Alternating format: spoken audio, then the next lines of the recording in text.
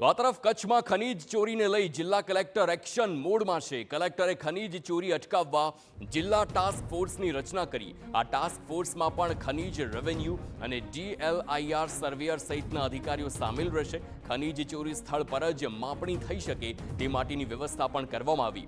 મહત્વનું છે કે છેલ્લા 10 દિવસ દરમિયાન 15 જેટલી કાર્યવાહી કરી 20 વાહનો ડિટેન કરવામાં આવ્યા અને દંડની કાર્યવાહીની પ્રક્રિયા પણ હાથ ધરવામાં આવી। તો નાગરિકો ખનીજ ચોરી અંગે માહિતી આપી શકે તે માટે હેલ્પલાઇન નંબર પણ જાહેર કરવામાં આવ્યા।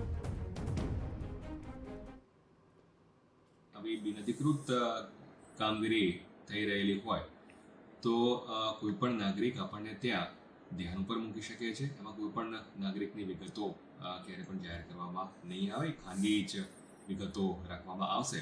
એટલે મુક્તપણે નાગરિકો આ જે નંબરો આપવામાં આવેલા છે એ નંબર ઉપર પણ અને સાથે સાથે જે આપણા સ્થાનિક રેવન્યુ તંત્ર અથવા તો જે આપણું ઉસ્તર શાખા છે એને પણ નાગરિકો આ પ્રકારની પ્રવૃત્તિ બાબતે ચોક્કસપણે માહિતી આપી શકે છે।